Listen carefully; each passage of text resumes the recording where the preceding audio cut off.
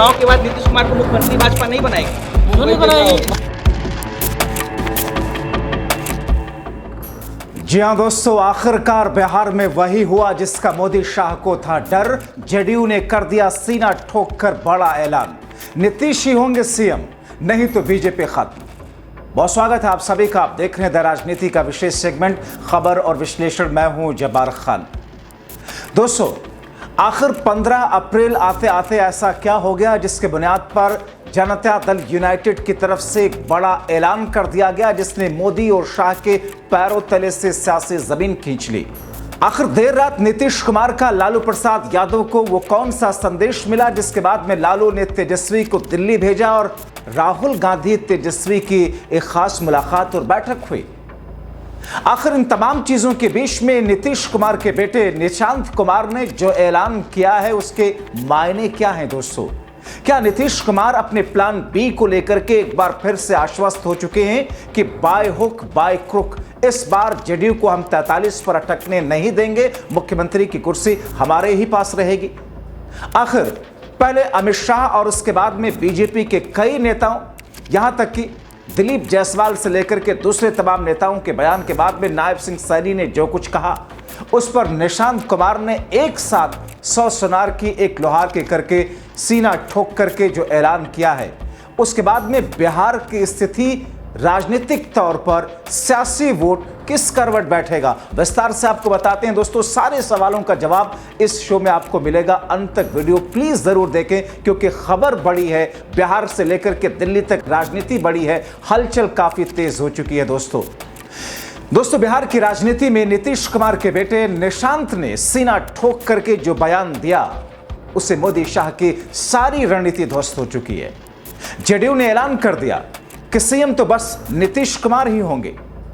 Bharatiya Janata party को ऐसा लग रहा था कि वक्त पर नीतीश कुमार और अपने सहयोगियों से किसी भी तरीके से हमने समर्थन तो ले लिया और अब नीतीश को साथ ही रखना है। बिहार विधानसभा चुनाव में बीजेपी को अंदाजा था कि नीतीश की पार्टी 43 से कितने नीचे खिसकने वाली है और ऐसे में अपने आप इस बार नीतीश को कुर्सी तो छोड़नी ही पड़ेगी। मगर दोस्तों, आज अब जो ऐलान हुआ, जेडीयू ने जो ऐलान किया, सीएम तो बस नीतीश, अगर नीतीश नहीं तो फिर बिहार में बीजेपी सत्ता में कभी नहीं।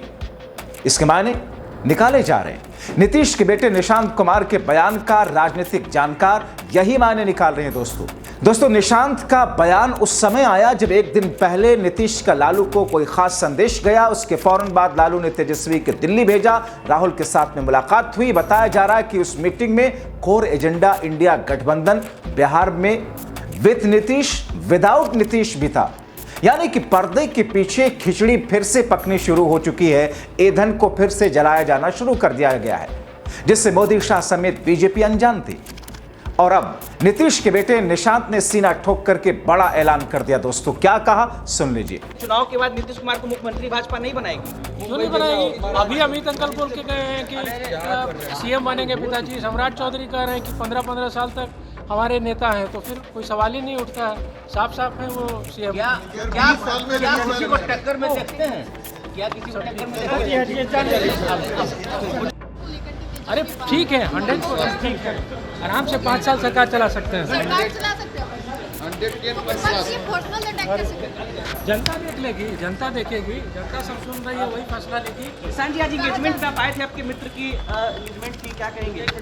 मेरे छोटे भाई की इंगेजमेंट है। ये संजय मामा हैं, ये इनके लड़के हैं, इनकी इंगेजमेंट है। मेरे मामा हैं ये, तो उन्हीं में आया हूँ। चलिए दोस्तों, आपने नीतीश के बेटे निशांत कुमार की ये हुंकार देखी, उनका अंदाज देखा, बीजेपी के बयान वीरों के प्रति उनका तेवर देखा, कटाक्ष, चेतावनी या फिर धमकी वाले इस अंदाज में आपने देखा निशांत कुमार का सिर्फ और सिर्फ नीतीश कुमार को ही मुख्यमंत्री बनने का बयान, यानी कि नीतीश के बेटे निशांत ने फ्रंट फुट पर आकर के अब ये बाय हुक या बाय क्रुक पिता नीतीश के ही सीएम बनने की बात कहना, न सिर्फ वो इस बात को कर रहे हैं बल्कि अपने बयान से बीजेपी को एक चेतावनी भी दे रहे हैं कि अगर बिहार में नीतीश सीएम नहीं तो फिर बिहार में बीजेपी सत्ता में नहीं, कभी नहीं शायद। दोस्तों, आपने नीतीश के बेटे निशांत कुमार का चेतावनी वाला अंदाज और सीना ठोक कर दिया गया ऐलान सुना।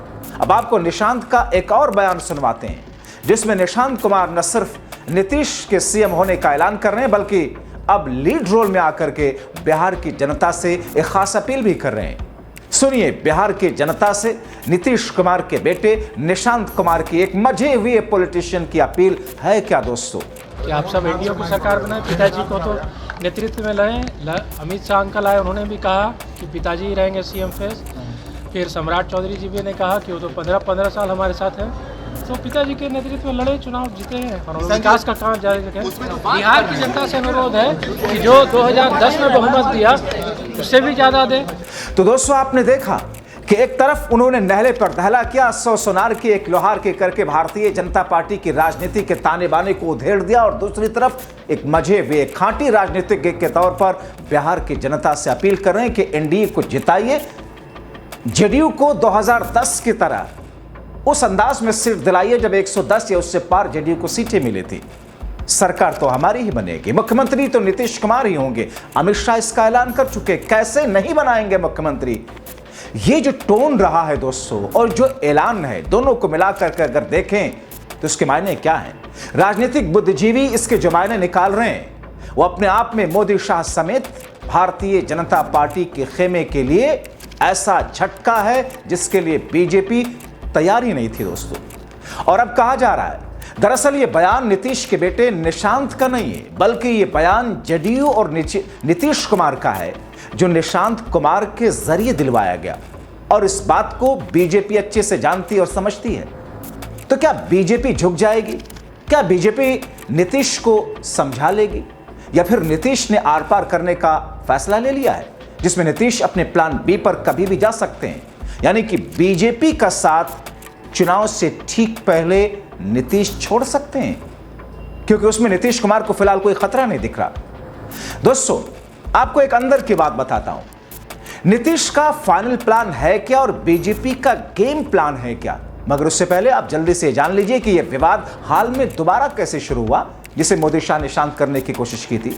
दरअसल अभी एक दिन पहले मोदी शाह के एक बेहद करीबी हरियाणा के मुख्यमंत्री नायब सिंह सैनी ने जिस तरीके से उनके बयान के बाद बिहार से लेकर के दिल्ली तक कोहराम मचा, जिसमें उन्होंने सीएम नीतीश के बजाय बीजेपी के नेता और हाल में बिहार के डिप्टी सीएम सम्राट चौधरी के सीएम बनने की बातों का इशारा दिया।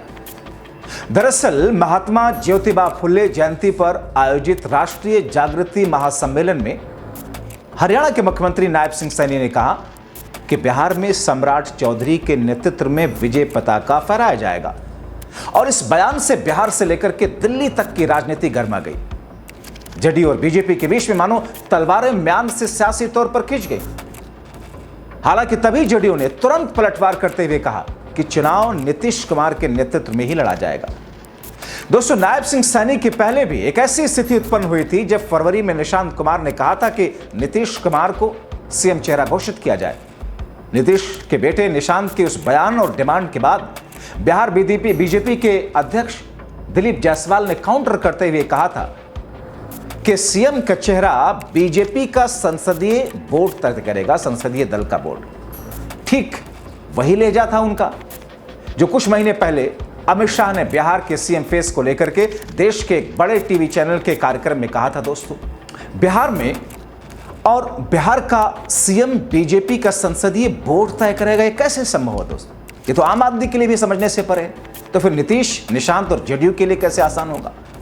दोस्तों, जहां से ये मुद्दा गरमाया था, जो आज तक गरमाया हुआ है, और फिर नीतीश के बेटे निशांत के बयान के बाद बिहार के बीजेपी के प्रदेश अध्यक्ष दिलीप जायसवाल ने तब और माहौल गरमा दिया था।